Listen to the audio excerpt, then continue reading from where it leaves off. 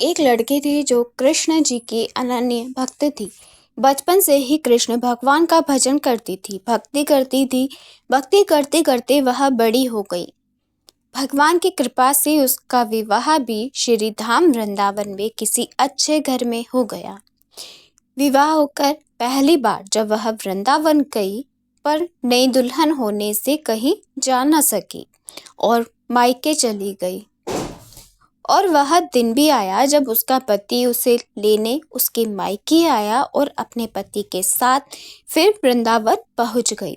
पहुंचते पहुंचते उसे शाम हो गई। पति वृंदावन में यमुना किनारे रुककर कहने लगा कि देखो, शाम का समय है, मैं यमुना जी में स्नान करके अभी आता हूँ। तुम इस पेड़ के नीचे बैठ जाओ और सामान की देख रेख करना, मैं थोड़े ही समय में आ जाऊंगा।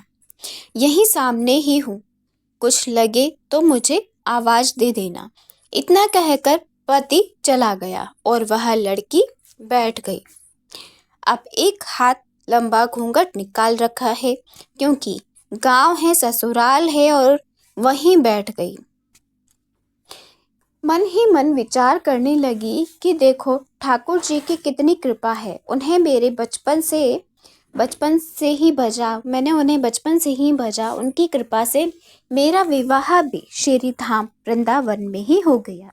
मैं इतने वर्षों से ठाकुर जी को मानती हूँ, परंतु अब तक उनसे कोई रिश्ता नहीं जोड़ा। फिर सोचती है, ठाकुर जी की तो उम्र क्या होगी, लगभग 16 वर्ष के होंगे। मेरे पति की उम्र 20 वर्ष है, तो उनसे थोड़े छोटे, इसीलिए मेरे पति के छोटे भाई की तरह हुए और मेरे देवर की तरह। तो आज से ठाकुर जी मेरे देवर हुए। अब तो ठाकुर जी से नया संबंध जोड़कर वह बड़ी ही प्रसन्न हुई और मन ही मन ठाकुर जी से कहने लगी कि देखो ठाकुर जी, आज से मैं तुम्हारी भाभी और तुम मेरे देवर हो गए हो। अब वो समय आएगा जब तुम मुझे भाभी भाभी कहकर पुकारोगे। इतना सोच ही रही थी, तभी एक 10 से 15 वर्ष का बालक आया और उस लड़की से बोला कि भाभी भाभी। लड़की अचानक अपने भाव से बाहर आई और सोचने लगी, वृंदावन में तो मैं नई हूँ और ये भाभी कहकर कौन बुला रहा है। नई थी इसीलिए घूंघट उठाकर नहीं देखा कि गांव में किसी बड़े बूढ़े ने देख लिया तो बड़ी ही बदनामी होगी।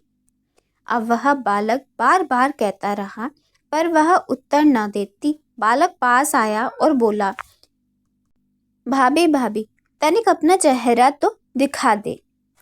अब वह सोचने लगी, अरे ये बालक तो बड़ी ही जिद कर रहा है, इसीलिए कसकर उसने उसका घूंघट पकड़ लिया और पकड़कर बैठ गई कि कहीं घूंघट उठाकर देख न ले। लेकिन उस बालक ने जबरदस्ती घूंघट उठाकर उसका चेहरा देखा और भाग गया। थोड़ी देर में उसका पति आ गया और उसने सारी बात अपने पति से कही।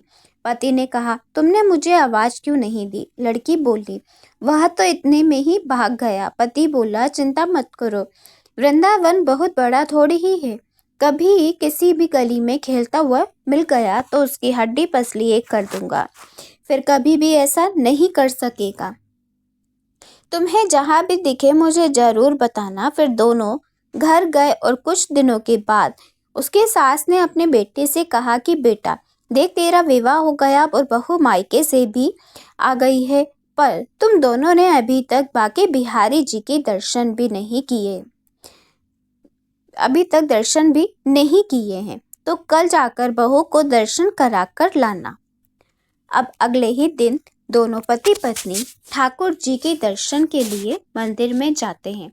मंदिर में बहुत ही भीड़ लगी थी, तो लड़का कहने लगा कि देखो, तुम स्त्रियों के साथ आगे जाकर दर्शन करो, मैं भी आता हूँ। और वह आगे गई, पर घूंघट नहीं उठाती। उसे डर लगता, कोई बड़ा बूढ़ा देखेगा तो फिर क्या कहेगा।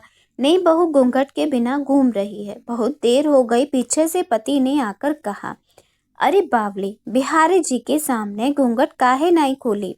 घूंघट नहीं खोलेगी तो दर्शन कैसे करेगी? अब उसने अपना घूंघट उठाया और जो बाके बिहारी जी की और वह देखी तो देखा तो बाके बिहारी जी की जगह वह बालक मुस्कुराता हुआ दिखा। एकदम से चिल्लाई, सुनिए जल्दी आइए, सुनिए जल्दी आओ जल्दी आओ। पति पीछे से भागा भागा आया और बोला, क्या हुआ? लड़की बोली, उस दिन जो मुझे भाभी भाभी कहकर भागा था वह बालक मिल गया। पति ने कहा, कहाँ है? अभी उसे देखता हूँ। तो ठाकुर जी की ओर इशारा करके बोली, ये रहा, आपके सामने ही तो है। उसके पति ने देखा तो वह देख के ही अवाक रह गया और बोला, तुम धन्य हो, वास्तव में तुम्हारा हृदय में सच्चे भाव ठाकुर जी के प्रति है। मैं इतने वर्षों से वृंदावन में हूँ और मुझे आज तक उनके दर्शन नहीं हुए हैं। तेरा भाव इतना ऊंचा है कि बिहारी जी के तुझे दर्शन हुए हैं। कहानी पसंद आए तो चैनल को लाइक और सब्सक्राइब करना ना भूलें।